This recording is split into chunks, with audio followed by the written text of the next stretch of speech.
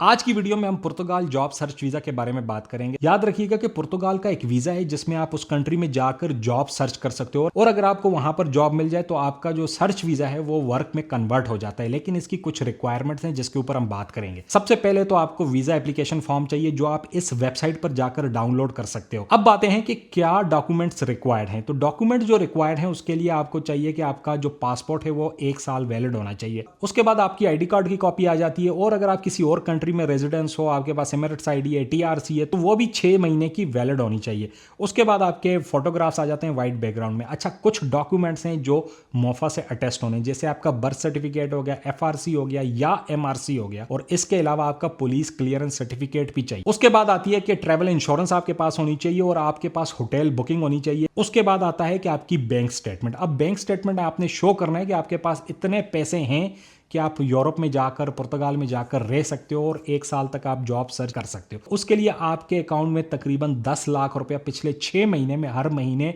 आने चाहिए। इसके अलावा आपके अकाउंट में 15 से 20 लाख रुपया बैलेंस होना लाजमी है। इसके अलावा आपने एक कवर लेटर लिखना है जिसमें आपने एक्सप्लेन करना है कि आप कौन हो, क्या करते हो, आपकी एक्सपर्टीज क्या है, क्वालिफिकेशंस क्या हैं। और याद रखिएगा कि ये वीज़ा वही बंदा लगाए जिसकी कोई क्वालिफिकेशन है। उसके बाद आपने करना है कि यहाँ इनकी एक एम्प्लॉयमेंट की ऑर्गेनाइजेशन है, यानी गवर्नमेंट की तरफ से जहाँ पर आपको जॉब सर्च में हेल्प की जाती है, वो है IEFP.PT। ये वेबसाइट मैं आपको बता रहा हूँ, इस पर आपने जाना है। यहाँ पर अपने आप को रजिस्टर करना है, यानी इस पे आपने अपना अकाउंट बनाना है। जब आप अकाउंट बनाओगे उसमें आपसे पूछेगा क्वालिफिकेशन क्या है, आपका तजर्बा क्या है, किस फील्ड में आपने काम किया, यानी ये एक किस्म की आपकी CV है। जब आप इस वेबसाइट पर रजिस्टर होते हो तो आपको एक यूज़र नेम मिलता है या रजिस्ट्रेशन नंबर कह दें, वो आपने साथ में अपनी कवर लेटर में भी लिखना है कि ये मेरा यूज़र नेम है, मैं ऑलरेडी IEFP की वेबसाइट पर रजिस्टर हूँ। अब आपका ये सारी रिक्वायरमेंट पूरी होने के बाद आपने क्या करना है, ये फाइल बनानी है और आपने इस वेबसाइट पर जाना है। ये जो वेबसाइट है ये अपॉइंटमेंट के लिए, आपने अपॉइंटमेंट लेनी है पुर्तगाल की एम्बेसी की। ये किसी VFS से आपको अपॉइंटमेंट नहीं मिलेगी, ये आपको सिर्फ इस वेबसाइट पर मिलेगी। और यहाँ पर आपने एक ईमेल करनी है जिसमें सबसे पहले आपका नाम आएगा, आपका जो है पासपोर्ट नंबर आएगा, उसके बाद आपका ऑक्यूपेशन आएगा या एजुकेशन आएगी।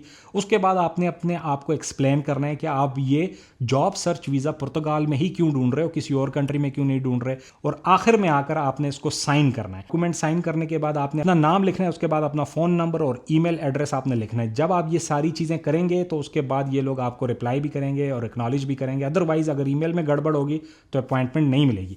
उसके बाद ये वीज़ा चला जाएगा इनके प्रोसेस में और आपको जब भी अपॉइंटमेंट मिलेगी, 6 महीने लगते हैं, साल लगता है, उसके बाद आपने जाकर अपनी फ़ाइल इसकी एम्बेसी में जमा करानी है तो आपको ये वीज़ा मिल जाएगा।